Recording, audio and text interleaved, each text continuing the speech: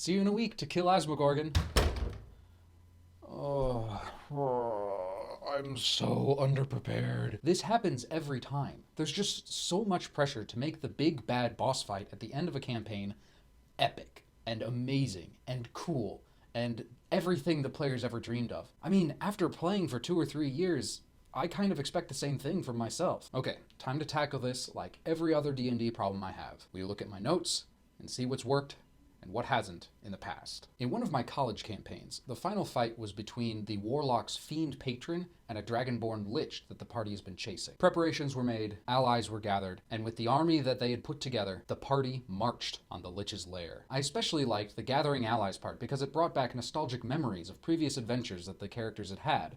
And if there's any time to feel nostalgic, it's right before an epic final fight. The army clashed with the lich's forces on a mountainside, and I skipped over this part. In the past, I found that running large-scale battles in combat has been a slog and ended up being very boring and taking way too long.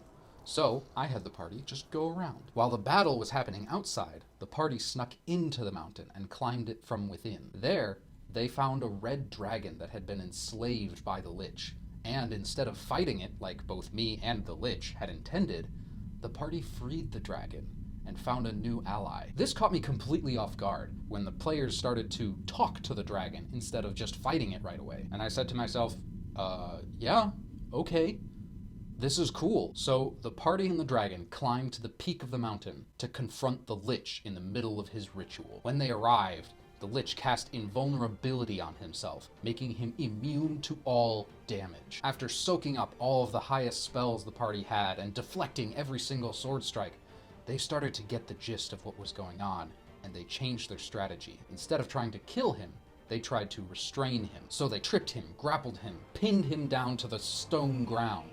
And once they had him there, the dragon they had convinced to be on their side used another breath weapon straight down at him, melting the rock beneath, and as he sunk slowly into the molten lava, the wizard cast Cone of Cold and flash froze the whole thing, encasing him in solid rock. Then, I fucked up. I should have ended the campaign right then and there, said, "Congratulations, you restrained the lich. He is encased in this mountain forever."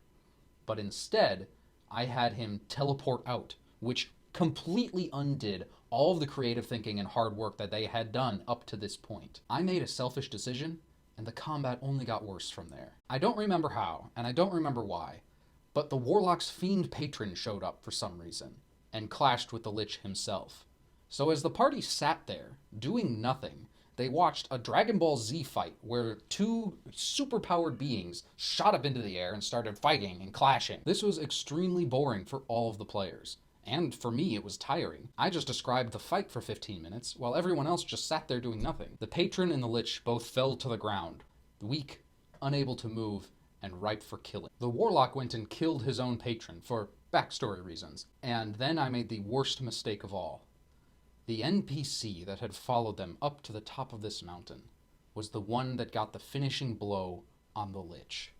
The NPC killed him! I can't believe I made such a horrible mistake. Because a player always should get the final kill. You should never take that away from them. I just was on a spree of describing things happening around them. I think most tables don't really enjoy that. I know in hindsight I could have done much better. A player who wasn't as tired as I was would have made that killing blow even more epic. But even with how horribly that final battle ended up being, I still got a lot of lessons learned out of it. First lesson is that nostalgia is great. If the big bad fight requires an army, have the players gather old friends. Second lesson, large-scale battles are very slow and dull. If there is a large battle leading up to the final fight, have the players either go around it or make it a skill challenge to go through it. Just don't have the players roll initiative. Number 3, if the players manage something amazing like encasing the big bad in rock or joining the dragon instead of killing it, let it happen. Don't just cancel out their hard work and creative thinking. You need to reward that kind of thing. And lesson 4, the obvious one, let a player character get the final blow.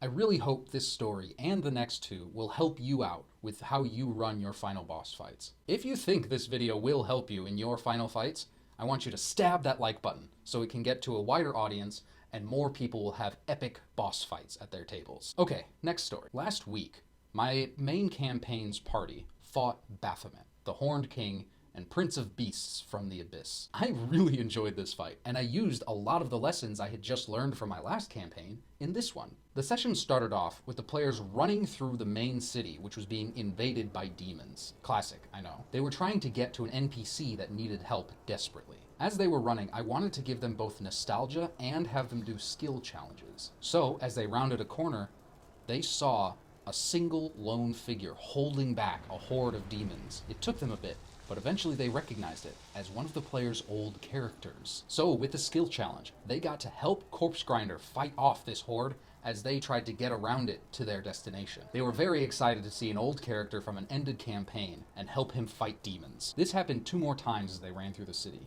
2 more skill challenges and 2 more encounters with old player characters. Nostalgia? Check. Skill challenge?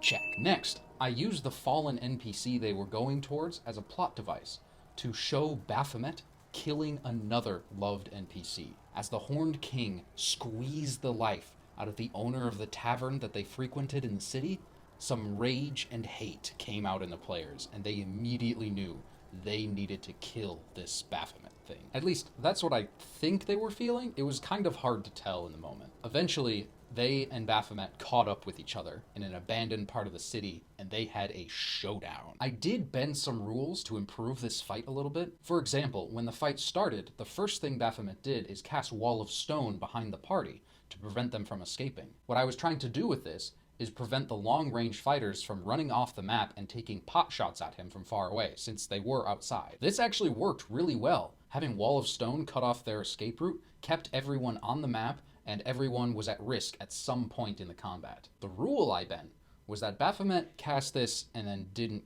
have to worry about concentrating on it. He just made a permanent Wall of Stone, which, in hindsight, might actually be balanced as long as he only does it once during the fight. I also increased his hit points as needed in the middle of combat. This made combat slightly longer, but it allowed me to time the final blow for the most cinematic moment. That final blow that killed Baphomet ended up being the best part of the fight. Baphomet got hit with a power word stun, so the players knew he was under 150 hit points. So I encouraged the players to think of combo moves that they could do in tandem with each other, and to use their spells in creative ways to give boosts to other players, to use them in ways they weren't necessarily intended. And these players set up something truly epic. The cleric cast Guiding Bolt at a pretty high level, targeting not Baphomet, but the barbarian's sword to give it a much higher damage output. The sorcerer did the same thing with an attack from their Crown of Stars. The rogue sorcerer multiclass cast Darkness, and the effect I gave this was to turn all of that radiant damage that was already stacked onto this sword into necrotic damage, to fit with the theme of the Dark Advantage campaign. And the sneaky caster hit Baphomet with Hold Monster. So as he yanked Baphomet's head into place, the barbarian leapt upward, wielding a sword wreathed in black flame, and cut cleanly through the Horned King's neck, decapitating him. This was by far the most epic final blow I've seen anywhere, on streams, in my own games, literally the best of my whole D&D career. A full party combo to decapitate a demon prince. Then I ruined it. As the barbarian shouted a war cry from the rooftops, holding Baphomet's head aloft, the whole city rallied against the demons, and the demons turned and swarmed towards the party. This should have been enough to get the players to flee the city as I intended, but to give it a little extra oomph, I had Baphomet reappear, taking on the body of a Balor. The Balor fell from the sky and transformed back into the Horned King, and the players knew that everything they had just achieved in that combat was for nothing. Regenerating the big bad was a poor decision. It made the players feel like all of the work they had just done and that final blow were canceled out. But even with the poor decision I made, there's still a lot to be learned from this session. Lesson 1. Having old PCs appear is a surefire way to get players more invested and have more fun. People love nostalgia, so use it. Lesson 2. Killing loved NPCs to make your players hate big bads? Results inconclusive. More test subjects needed. Lesson 3. Have the final fight take place in an enclosed space to minimize the risk of pot shots. The whole party should be at risk for this fight, not just the tanks. Lesson 4. Increase the boss's final hit points to make the final blow narrative better. This worked pretty well, and led to Lesson 5, Epic combo moves for cinematic final blows. I wish I had been doing this for every campaign instead of just starting last week. The third and final boss fight that we're going to look at for this video actually uses one of the most recent stat blocks from Wizards of the Coast, Vecna the Archlich. In my experimental campaign, Arcane Anxiety, the fighter is an undead champion of Vecna, though he hates being used by him. He's also running from a Death Knight that has killed him 3 times in the past. The rogue of the party is attuned to the Eye of Vecna, and that's a story that we're going to have to save for another video. What you do need to know is that when you use the Eye of Vecna, there is a 5% chance that Vecna will suck out your soul and possess your body. Whenever the rogue actually used the eye, I made this roll in secret. The fighter not dying has driven this Death Knight insane, to the point where he's attempting a world-ending ritual just to make sure this fighter stays dead this time.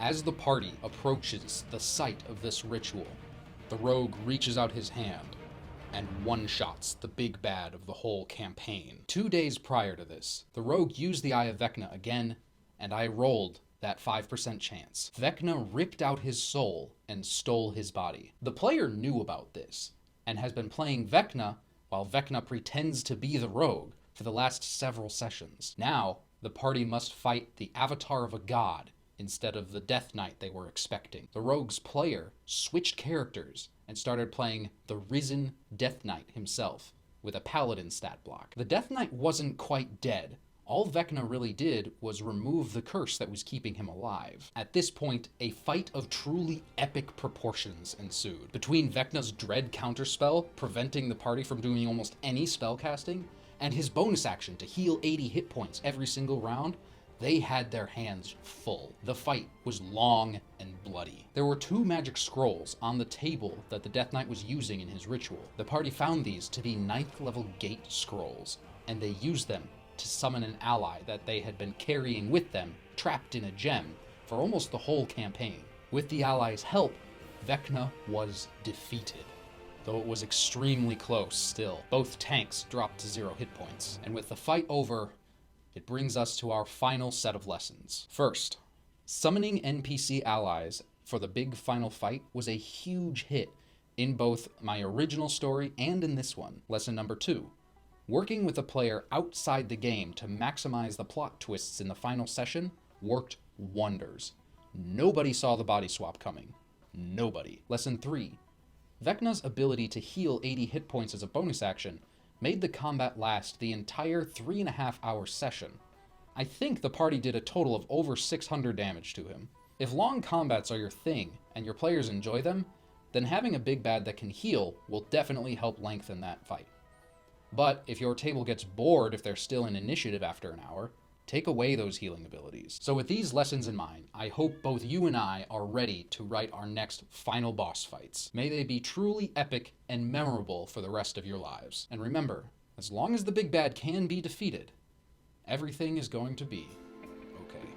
But if not everything is okay, and one of the PCs falls in battle, I've provided a free document you can hand to the player describing what they experience when they die. Link in the description. Enjoy!